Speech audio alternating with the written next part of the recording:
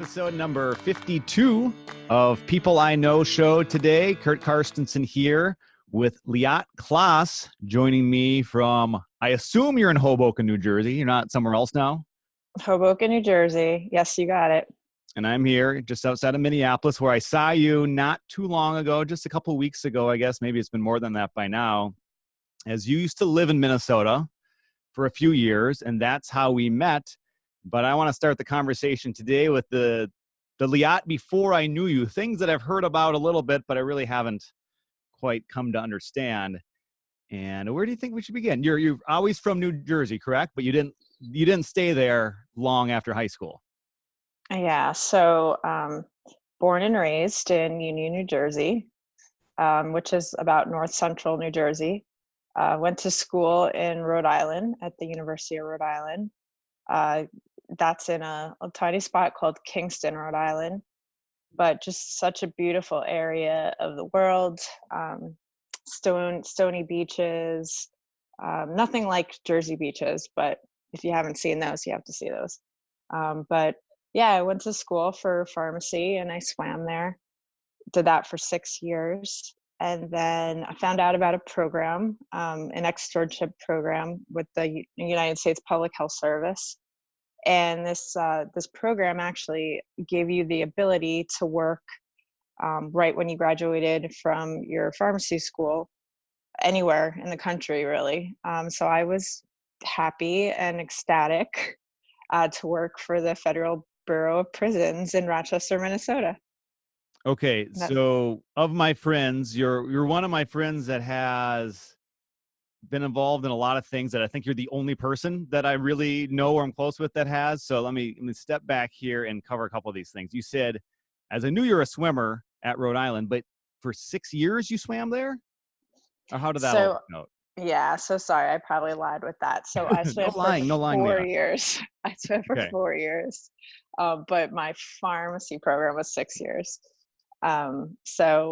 So the first 4 years were swimming, and then the last 2 were just pharmacy, where I was doing really just like externship rotations, 5-week programs. So yeah, the first 4 were really cumbersome, but it was great. It was nice to have a program that you felt comfortable with. Every day we went swimming, and every day we went to school. So it was you knew what you were doing, that's for sure. To be a swimmer at that level, Division I university, how big does swimming have to be in your life leading up to that point to even end up swimming at a university like that? How good do you have to be? I mean, it's a Division I school, and it's tremendous, actually. I started swimming when my mom will correct me if I'm wrong, but I think about 9 years old, 10 years old. I wasn't that young, but I wasn't that old either. Started swimming right from the beginning. My brother was a swimmer. And so, kind of got me into it right at a young age. So I started swimming for the Boys and Girls Club in Union. So kind of just small at first. And then for a program in Cranford, New Jersey called Jersey Gators. So that entailed a lot of swimming. I mean, when I was younger, it was probably less, but as I got through high school, it was probably like an hour and a half every night. But I also played tennis, so I wouldn't always swim. So I would probably swim maybe like 3, 4, 5 days a week, because there was swimming on the weekends too, and I wouldn't always go to those. So that was like the high school kind of part of my life. So yeah, I mean, it takes up your entire being. We would have swim meets on the weekends that would last 4 hours, and my parents, God bless them, would sit in a really hot building for multiple hours and watch me swim, be timers. My dad was like big part of, helping out on the pool floor, anything, I guess, to pass the time. And what types of opportunities then, because you were swimming for Division I university, both like is there a lot of scholarship money to throw around? And then did that help you? And then also, I'd imagine you got to travel to a lot of different places to swim and see a lot of different cities and do things like that. So I my best strokes were breaststroke and IM. And I thought I was fairly fast. I mean, I was like number, if I remember correctly, I try to like, try not to like live in the past too much anymore, but I was six in the state for 100 breaststroke. Um, and somewhere like in the top 8 for I think the 200. So I thought I was really fast. So when I went to go see schools, I looked at University of Connecticut, UConn. I looked at Northeastern in Chicago, um, and I also looked at Rhode Island and Rutgers too. But I kind of didn't want to go there. I mean, they have a great program, but um, they were like not really impressed with me at all. And I was like, How but I'm dare they? really fast. I'm super fast.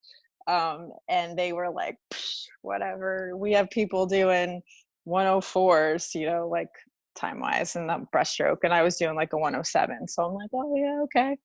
Um, so, I mean, I was very fortunate to be able to find a happy medium between University of Rhode Island and Pharmacy, because they weren't an athlete student first, it was student athlete.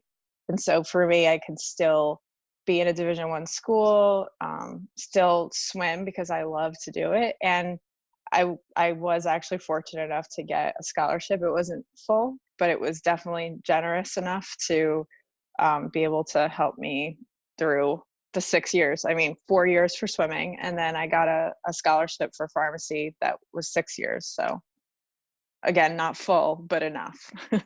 I'd imagine if you had to pay every penny out of pocket, that's an extraordinarily expensive major to get into it with that amount of time and that university. So whatever you were able to get, I'd imagine Yeah. made your life after university much easier with the challenges of finances that so many people face. Yeah. I actually just finished paying off my loans, I think like 2 or 3 years ago. So it wasn't that quick of a time process. I graduated in 2006, remember? Okay. So, I mean, there was quite a penny left to still pay, but it made it a lot easier. So the pharmacy in the swimming, you coupled them as the two together, and that was a happy medium. Were you more motivated by either one when it came to what you wanted to do once you just left home and started to become an adult?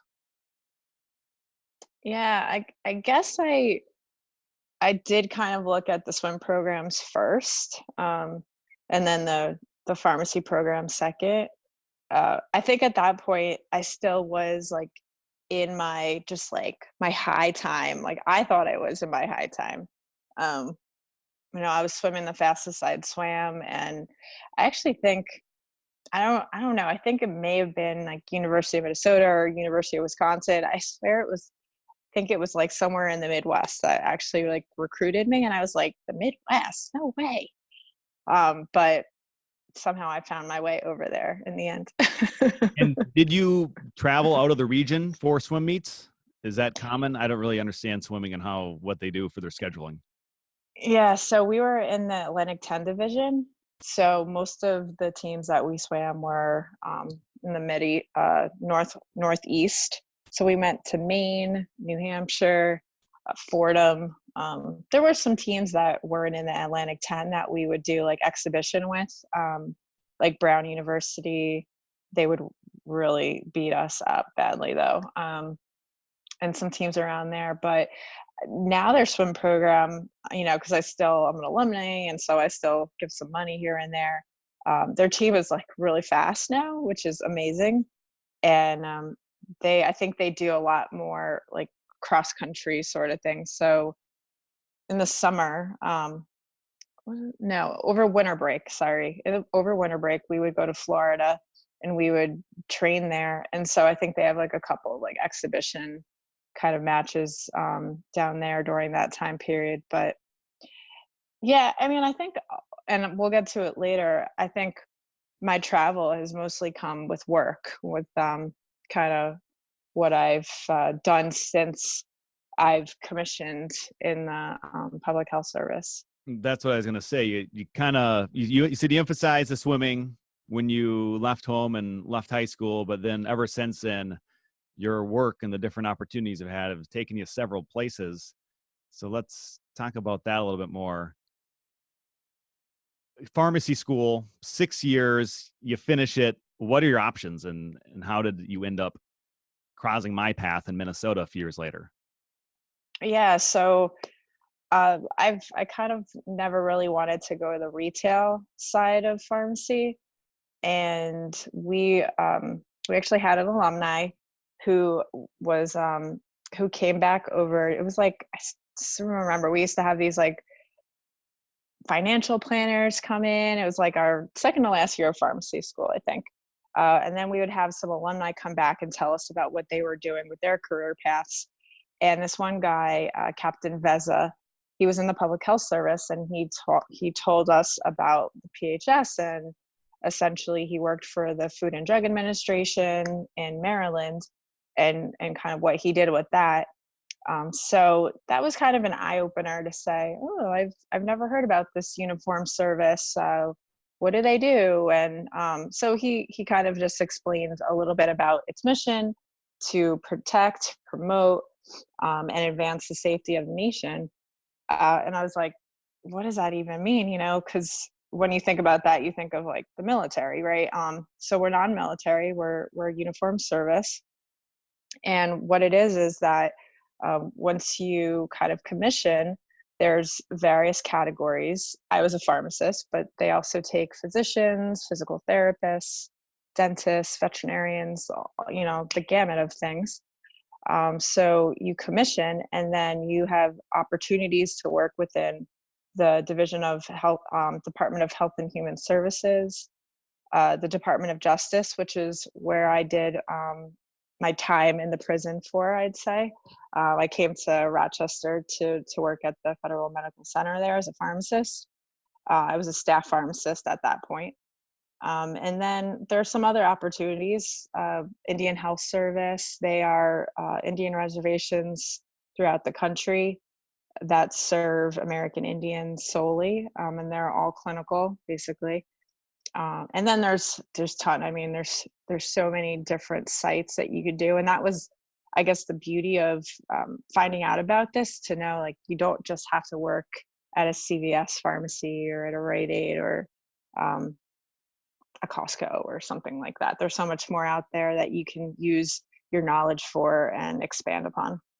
And were you aware of that when you entered that line of study back out of high school, that you had a bunch of opportunities awaiting you when you would graduate? I did not, and so that's actually why we do a lot of promotion, like self promotion, to go out to school to like career fairs in the area, and we put a bug in their ear about it, because you really, unless you're searching for USPHS or something like that, or you see someone in a uniform and you just think like, oh, let me ask them what they are, because maybe they're not Navy, or you know, that sort of thing. It wouldn't just like come up on your regular Google search, let's just say. So when you ended up in Rochester at you called it Federal Medical Prison, that was a part of the United States Public Health Commission Corps. That's why you ended up there, or is that slightly different? Slightly different. So um, it, it's a hard to fill sort of area of the world, right? The federal prisons in general. And there's several different types. There's a correctional institution. There's the federal correctional centers. Most of the time they're in like the cities, like Manhattan. There's one in Brooklyn. There's the Federal Medical Center, which is where I worked, but there's actually, I think, 5 of those spread out throughout the country. And they're the Department of Justice, but because they need health professionals, they use public health service to fill that need. So oftentimes, hazardous duty is something that, you know, not everybody, not a civilian provider wants to help with unless they get like a scholarship or something. So the opportunity to work at the prison came in that way, where this externship program that I was able to get into afforded me the ability to work in Rochester for 1.5 years. So they paid for my last year of school. Basically, I commissioned, I became an ensign, and for the 6 year of pharmacy school, all I needed to do was go to school, pass my boards, and then after that, they set me up to come out to Rochester. So they paid for my move. And then, you know, I started getting all the benefits of being commissioned with the Corps. When you accepted that, it was a like a big like financial starting your career type of move, or was there another motivating factor to take that opportunity opposed to going some other route? Um, I think it was just, let's just see kind of where this takes me. I knew that the Food and Drug Administration was a big part of the public health service, or at least I thought from my perspective, knowing that Captain Veza came in and he worked at the FDA. I thought, well, if I can get my foot in the door, then perhaps in the future I can work for the FDA. And for some reason in my head, I knew I wanted to work for the FDA. I was dead set on it, and that was it. So at that time, this is around the time that I met you, somewhere in there, working at the prison. Help me understand this. Are the prisoners that are there, are they all needing some special medical care, and that is why they are there? Or tell me how I'm wrong if that's not exactly the reason that they're at that location. Yeah, for the most part, they are all more of like the long-term sick. So whether they have liver disease or some kind of like chronic long-term disease. But FMC Rochester is a little different. So the Bureau of Prisons, the way they set up their medical centers is like each one has kind of a specialty. And so I would say because it's close to the Mayo Clinic, um, they may use that to the advantage for the inmates as well. So for HIV, you know, infectious diseases, stuff that might need a little more attention by like latest technologies, that sort of stuff. We would oftentimes see that guys that would have longer term sentences and were really ill would be at Rochester. There's like a few other medical centers throughout the country. Like some are really good at renal, so like they have dialysis patients there. I think I'm trying to think of the other ones, but they're all there's one in Butner, North Carolina. I'm not really sure of the specialties, but so I like to see it like like FMC Rochester was like club fed. I would call it club fed. It was just a very nice, safe place to be. Everybody, all you know, with all the medical practitioners around, they really, I mean, these inmates had such great level care, and so they never wanted to do anything wrong. Like I would see it like that. Like they were always trying to be on their best behavior, which was obviously really good for me for coming out into the middle of nowhere and then being like, who said that I need to work with prisoners? But anyway, yeah, it was definitely a great experience. You see a lot of things that you wouldn't just see in a normal hospital, and definitely something you wouldn't see at a CVS pharmacy, let's just say. So yeah, it was good. What portion of your workday would be spent interacting with the prisoners as opposed to doing something in a different setting? So we had an inpatient, an outpatient, and also a psych unit. So when I was doing outpatient, that was more of like they would pick up their prescriptions at the on pill line. So I would give them like their cholesterol pills or something like that. So interaction probably like one on one, maybe like 2 to 3 hours a day. But I would always be passing them in the hallway. So in addition to that those specific tasks, we were, going up to see if the nurses needed anything on the floor. Sometimes, depending on the needs on the floor, we would, work with the doctors pretty closely. We would get their prescriptions and fill them. But in this setting itself, I wouldn't need to dispense any of the narcotic drugs to the inmates. That was done by the nurses. So that was a little less one-on-one time, which was good, I'd say. The nurses took care of that really well. When you use the word club, I didn't quite know what to think of it, but now describing the fact that everyone's wandering the same halls, both the people working there, like people that aren't, you're like not even in a security role, just a medical role, and you're interacting or at least passing the inmates there. That, I guess, that makes it a fairly low security prison, and not many problems apparently, as you said, because of the pretty good place to be if you're going to be a prisoner and need medical care. There's probably not too many better places to be from the way you're describing it. Yeah, I mean, that's how I saw it too. There was times when they needed to be in their units, for specific things that were going on. But yeah, overall, like if they needed to switch buildings, it was almost like college, or I shouldn't say college, high school in that respect, where they had like a certain time frame to like pass from building to building, and then other than that, they had to stay in their building. Let's just say, but it wasn't like some of the prison shows on TV where you're like locked in a one by one cell. Although they did have segregation and they did have stuff like that too. Obviously, for kind of mandatory purposes in case anybody did anything incorrect, or special housing they had too.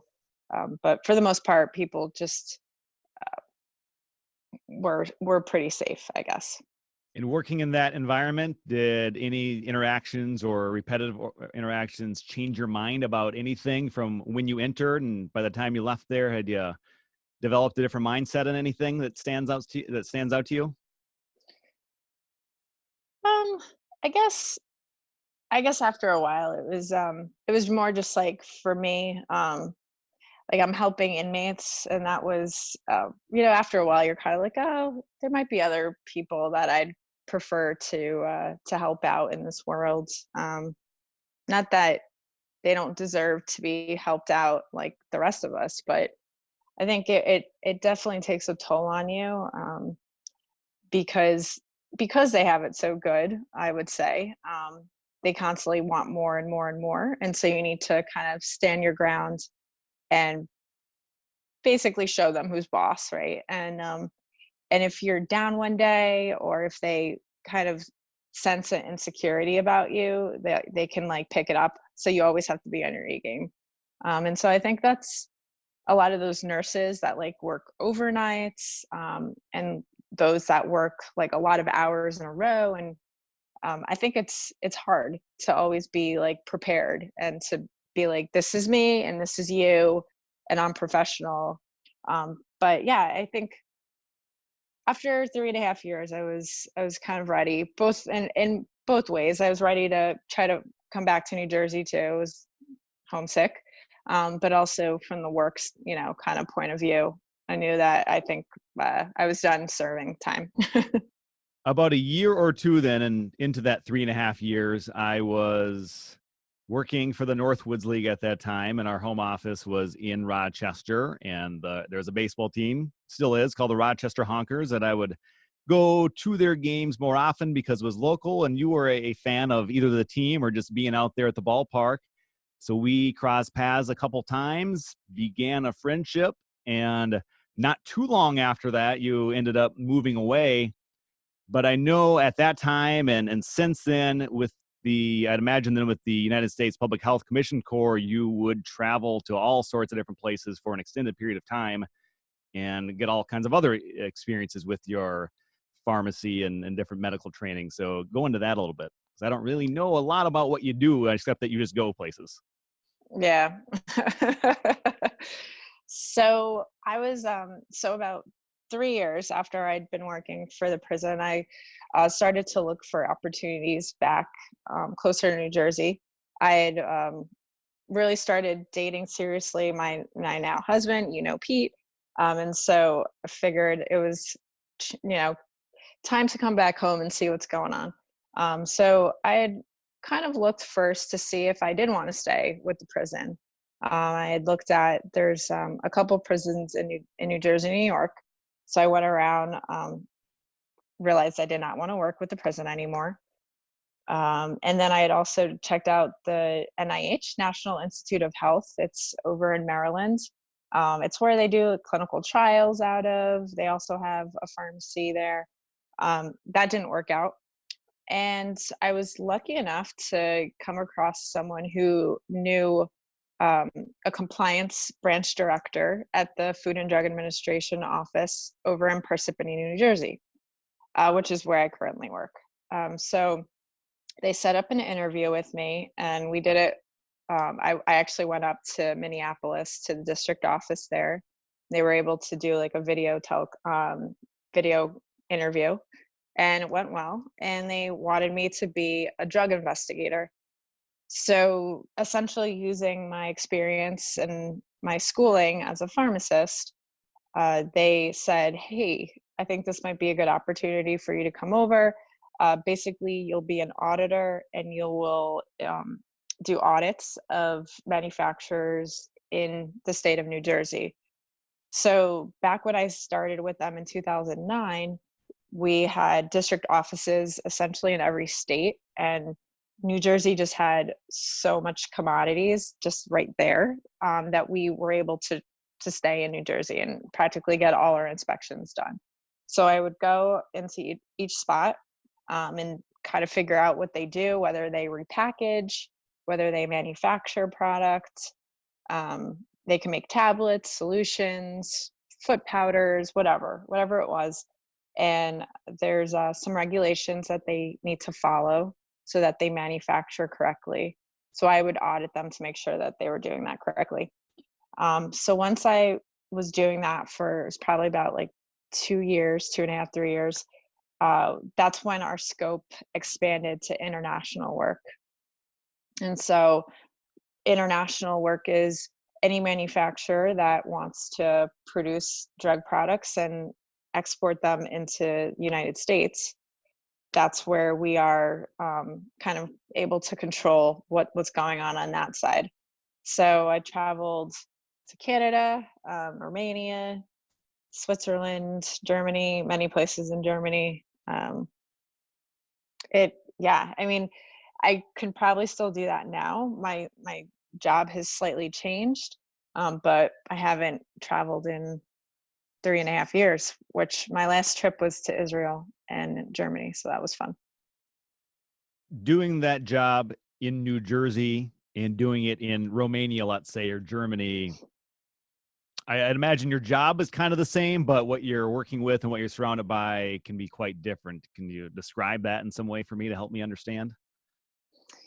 Yeah, so you don't really have the comfort of being able to come back to your office and ask your colleagues, like, "Hey, I saw this today. Like, should I be concerned?" Um, so that's number one. You're being put on the spot, and you're a representative of the United States FDA. You are their eyes, their ears, and everybody's kind of looking at you as you know it all, even though, I mean, at the beginning, I'd only been there for like 4 or 5 years. That's really nothing. So that was a big thing. And then obviously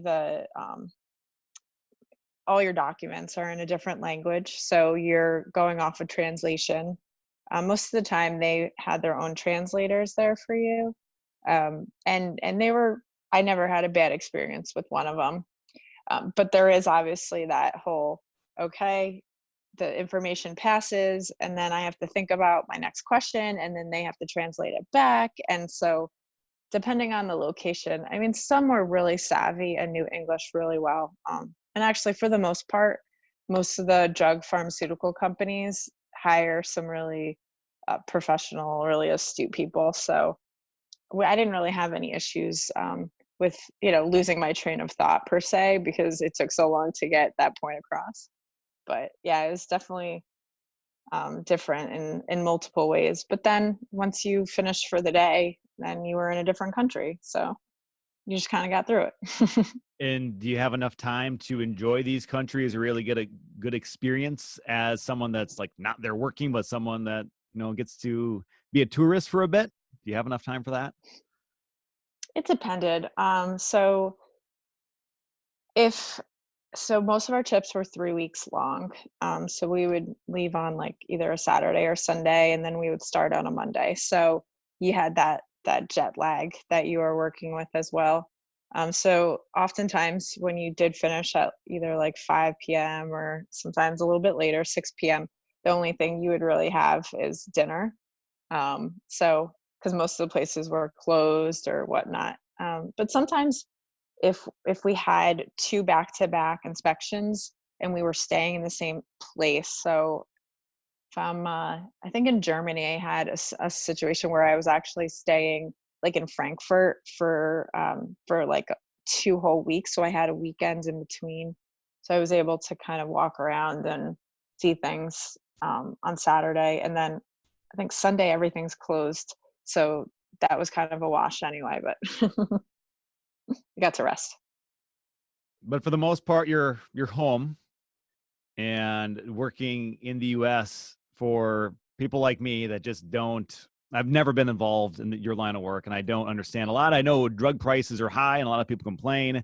Does what you're doing have anything to do with any of that? Or are you just making sure people are doing the right thing? And I don't know. It's a very Yeah. political issue, and you're just on a different side of it. Right. Yeah, we don't come into any of that drug pricing kind of question.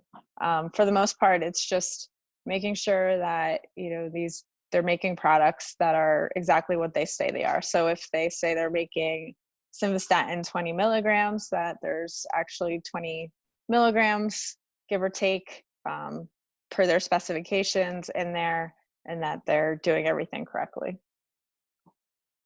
Well, I now have a much better understanding of what you've been doing, but you said your role changed a little bit recently. What's been different?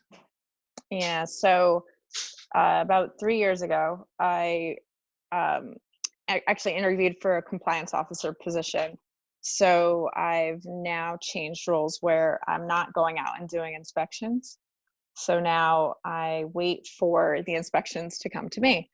So I'll have investigators go out, do an audit, and then based on their findings, if they find that there's significant deficiencies at a firm, they will write their report, collect all their exhibits, and they'll put it together for myself and my colleagues. I think there's like 6 other compliance officers to review the work and determine whether we want to take action on a firm. So action can be different things. It could be like a slap on the back to say, hey, we want to bring you in for a meeting.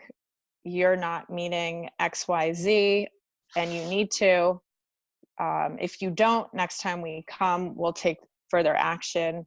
And then further action can be a warning letter, which is also just a piece of paper, but it goes on the internet. And basically, it's one step more. If the manufacturer is listed in an application, a drug application, they can't be named in an application at that point because they've received an action, let's just say. So it kind of escalates that way, and it could get worse and worse where we can enjoin a company. So essentially they can't do anything unless they fix ABC, and then we'll work together to try to get them corrected. So in that role, I don't travel, and I stay in the office, but I get to work from home, which is nice. And with that, I suppose the amount of work you have depends on both, I guess, how many people are on your team and doing the similar job, but also how many of these companies are in the situation where you need to get a case brought to you, and that Right. can probably vary greatly depending on any given time. Yeah. So I feel like it's gotten really busy. And I think it's just because we have a lot of investigators doing international work now. I mean, don't get me wrong, we've always had domestic manufacturers that have not really been, let's just say, A plus plus. And we've sort of let that slide for a while, but I feel like the enforcement level has really kind of went one way now, and we are taking a lot of action. So we've been pretty busy. My caseload alone, and this is also compounding pharmacies too, because we inspect compounding pharmacies throughout the country now with the state boards of pharmacy. We got to work together. So I probably have like a caseload of over 20. Now, these are like cases that like I issued a warning letter to. And so it's just like the back and forth, the follow up. These could be new cases that come to me. So yeah, it's pretty busy actually. And I don't know if you'd be aware of this, but I'm pretty sure when you say compounding pharmacy, that brings to mind a recent episode of what's the show on HBO with, oh, I'm forgetting his name. I'm thinking Jon Stewart, but not Jon Stewart. I don't know. It'll come to you. What's that? It'll come to you. It'll come to me. Yeah. Last week tonight with John Oliver. And I think he did like an comedic investigative report. So I don't know if you watch the show at all, but it's on compounding pharmacies. Like I didn't understand the difference so these pharmacies, some pharmacies are mixing, doing the drugs on site, and some it's done differently. I guess I didn't understand that at all, but maybe you can explain better for me. Yeah. So when you go to a pharmacy, you're typically like having someone just dispense drug products that are made by a manufacturer like that we inspect, typically, right? So now compounding pharmacies are essentially making lotions, making capsules. So say like your cat gets sick, right? And your cat only likes tuna flavored medication, right? So the compounding pharmacy would mix whatever antibiotic needed to be given to your cat with like a tuna oil, and that would be a compounding pharmacy. And then the levels have gotten even more so where they are making sterile products. So injectable products that you or I would maybe need in very, very, circumstances in a hospital or whatever. And they're making it in these compounding pharmacies. So we have to go in there and make sure that they are making them as if they were supposed to, in compounding hoods, sterile hoods, following all the ISO regulations, et cetera, et cetera. So I mean, it runs the gamut of like they make topical ointments to all the way to they make injectable products. Well, I'll have to post a link and also send you a link to that video to see what you think of it. I guess it probably won't make this episode of the podcast, but I'll post it for the audience and for you just to get an opinion back from you on that. And maybe actually by the time I put this out, I can get your opinion on it and add something at the end of this. Yeah. But for now, let's transition to the personal growth segment here, Liatte. As I know you've had some big changes in your life in the last few years. I was at your wedding. I forget how long it's been now, about I think it's 2 years ago, coming up here in just a few weeks. Yep. I got to see outstate New Jersey for the first time and got to Yes. meet some of the friends and family of you and your husband, Pete. And then more recently, within the last year, in December, I believe, you had a baby girl. So I don't know where you want to take the personal growth segment, but I'd imagine it might involve one of these aspects. Yeah. So you're exactly right. About 3 years ago, Pete and I went on one of our big things was we like to take road trips to see baseball. Parks actually was one of our biggest reasons, but also we just like to take road trips. Period. So we took a road trip out. Long shot. We started over in Pittsburgh, ended up in Minneapolis, and that's where you met us. And Pete proposed. I said yes, that was great. Then there was a lot of planning that went into the big wedding, and that turned out really nice. That was in White House Station, New Jersey. Unfortunately, I feel like Pete and I, when we talk about it, we're like, we didn't even get to partake in half of the fun that everybody else had. So we're like, somebody else needs to have a wedding in that location because it was just over before we knew it. Liatte, I've been to, I don't know how many weddings in my life. Let's just say 30 weddings. There's a couple that stand out as really being special and unique and good, but I think yours, the setup, the layout, it was amazing. I don't know that I've ever been to a better wedding for a guest. It was just start to finish. It was really high class and awesome. So thank you for including me that day, but go on. Yeah. Well, thanks for coming. Yeah. We were really happy to hear that, our guests had such a great time, because obviously we knew that was going to happen. We knew that we weren't going to be able to really partake between all the photos and saying thank you to everybody for coming. And I mean, a lot of people are like, oh, you really don't need to say thank you to everybody. And it's like, no, I mean, what do we not like? What are we supposed to just be like, okay, peace, see ya, like have fun. I don't know. It was something we fought with for a while, but we were like, okay, let's just walk around and say hi to everybody for like 3 minutes maximum. I mean, it was fine. We danced a little bit, and we had our dance, and so that was great. And now every year we go back to have dinner there. So we're actually coming up. I think Pete said he's gonna make a brunch date for us to go out in 2 weekends or something like that.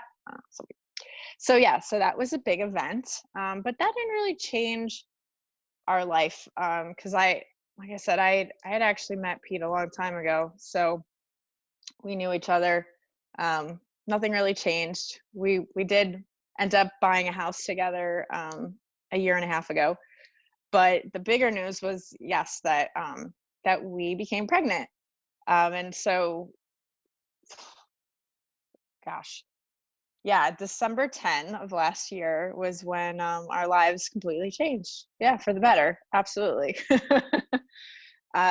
had a baby girl, Hannah Doris Closs, who you met. Mm-hmm. And it was just, I guess I'll put this in here. You didn't really talk about it, but my grandma got sick around the same time that I just had found out about Hannah. Well, I didn't really know it was a girl. Actually, we didn't know it was a girl or a boy. We were going to wait until she was born. So when we found out that we were pregnant, it was the same time that my grandma really got sick. She lived in Florida, so I had gone out to visit with her, and I will try not to get emotional, but that was really tough, because I ended up telling her about the baby, but she had already pretty much passed on. But for some reason, I knew it was a girl, and I was like, it just felt like it was her. I don't know. There was like some kind of connection of some sort through all the pain that we were going through.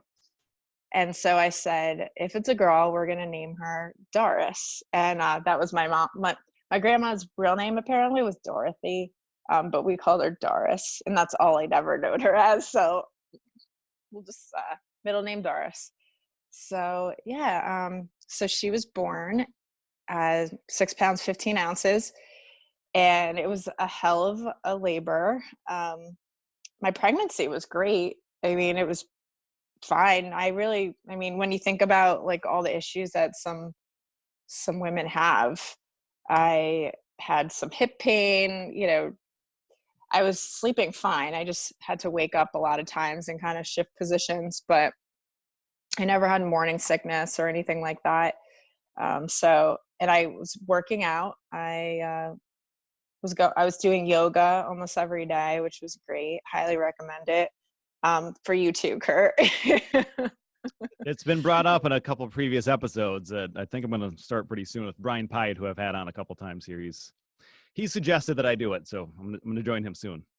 Yeah, you should. Yeah, it's great. It's fantastic. It was great. I mean, it got me through an entire day of breathing, and so did Pete. So contractions started at around like midnight, and then long story short, I'll save you guys all the details. 26 hours later, the doctor decided that they were going to have need to do a C-section because this baby wasn't coming through my pelvis. so So we ended up having a C-section, and I guess overall the experience um, was terrifying until they actually said, "We're going to take this baby out," and then I was like, "Please, please, yes, do it. I'm not prepared, but I'm prepared." 26 hours. I suppose I've heard of numbers larger than that for being in labor, but maybe not. Do you know anybody that's in modern day that's dealt with such ordeal? Yeah, I mean, there's actually a colleague that I work with that said, like, we need to grab coffee and talk about our labors. And I was like, I mean, for the most part, I don't really know what's going on these days with modern technology, how they couldn't have figured out that my pelvis would not have been large enough to fit this baby. So my body did what it was supposed to do, and it was working through it. It was contracting and doing. I mean, she came all the way to the bottom. She was ready to come out, but just gravity wasn't on my side, and I don't know. I'm sure there's stories of people going longer, and I'm sure there's stories of people having way scarier emergency C-sections. I mean, it's not like they rushed me and like there was blood gushing everywhere. So I guess in that way it worked out. So besides the I don't know if it's torturous, but the 26 hours, everything was smooth. It's just you had to be in 26 hours of labor before things went smoothly with the C-section. Smooth enough. I Okay. mean, they ended up, so I don't know how many mothers are going to be watching this, but they ended up giving me Pitocin, which is a drug that's supposed to like speed up your contractions and have a stronger, I guess, uh, time. And it ended up having like an adverse effect on me, and my contractions lasted 5 minutes long. So then Hannah's heart rate declines because of all the stress. So then they had to reverse that. And then my heart rate went really fast. And so somewhere between that and when they decided to like do the C-section, I spiked a fever. So then that was a problem because that means there's like an infection or something now kind of stirring in the pot. So basically, once they pulled her out, they had to take her to the NICU, to the neonatal intensive care unit. Mostly just precautionary. She was fine, but they needed to give her antibiotics because of the fact that I got a fever during the whole labor thing, and then I got antibiotics too. So she ended up being in the NICU for 3 days. And then we got her for a night, and then we left the next day. So I was in the hospital for 4 days total, and yeah, it was kind of painful. It sounds like Liatte. A fair amount of time has passed since then. I saw you early part of August when I took my nieces on a trip to New York and into New Jersey and hung out with you and Pete and Hannah and another one of our now mutual friends, George, that I met out there. So I saw you that day. And then you came to Minnesota. It must have been within the last 3 weeks or a Month, yeah. month ago, saw you there. And at that time, you had told me that was the longest that you'd been away from her. So I don't know what's all happened between then, the day of you had her, and a month ago when I saw you. But from that, what can you pull from it that really represents what it's been like to be a mother and maybe one of the biggest challenges? Yeah, I mean, gosh, when I guess when you have this baby, it's like this new person that comes into your life, and all you know is that it's just you and your spouse, right? So it's me and Pete, and on the weekends we could sleep in. I love sleep. I could sleep in, and he can watch TV or watch football, or we could go out to the bar whenever we want to. Um, and that was a big change. So now you have this little baby that requires your attention all the time. So, that was like, I guess, one of the biggest things to learn, on how to kind of have your own separate life together, but also have this new baby come into it. And we live in Hoboken, which is basically like the city, like New York City, but not as crazy busy. There's mostly trees and grass around, and you can have a car. And a great view of the city of New York And City, but not there. right, Right? right, right, exactly, which makes it even better. So you can literally just take your stroller out and stroll out. So she was born in the winter, and so I was able to put her in the stroller whenever I needed to get some fresh air and walk around. And that was like my sanity, I guess. For my maternity leave, I was fortunate enough to be able to stay out for 5 months. And I went back kind of part-time for the last 2 months of it. But one of, like, I guess my biggest advantages, I think, is living in the city, and I was able to walk around and do that. And even now, when we feel like we're just closed up in this small little place, this 2-bedroom condo, we're like, oh, we could just walk outside and get some fresh air. Where a lot of my friends have moved out to, we call them the burbs here, but they moved out to the burbs, and we don't see them that often because they're, I don't know, they're maybe like half an hour away, but nobody wants to come in because it's kind of hard to find parking over here. But when you're out in the burbs, you feel so secluded. You're like, oh, there's a park, but I need to drive to it. Or, oh, I can drive to my friend's house, but that's a 10-minute drive. Whereas here, I could just walk anywhere.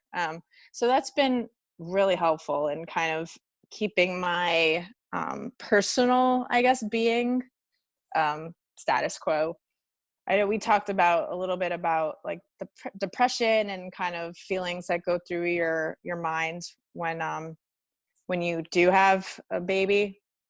I think guys and women probably experience this different.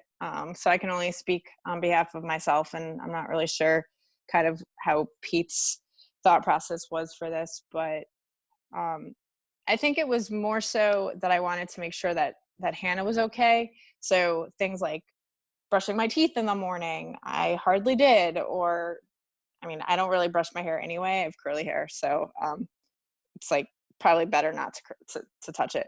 But taking a shower in the morning, getting your hair cut, just I was getting massages all the time, especially when I was on when I was pregnant. I was every 6 weeks, like clockwork. Like I'm going to my masseuse lady, and she's giving me a massage.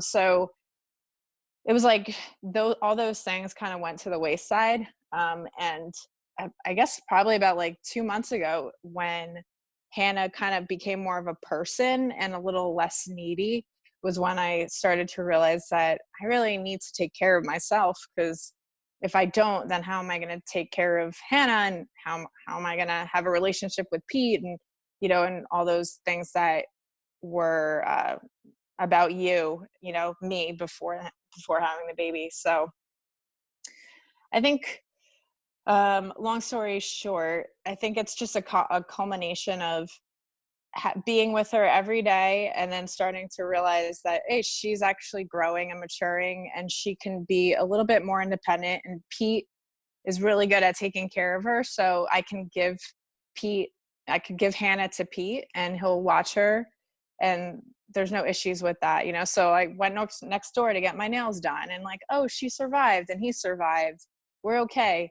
Um, but the trip to Minnesota actually was something that I had planned like 3 months ago, and it just came up so fast. So when it came up, I was like, oh wow, I'm gonna be gone for 5 weeks. Like, and I know Hannah and Pete are okay. Like, am I gonna be okay?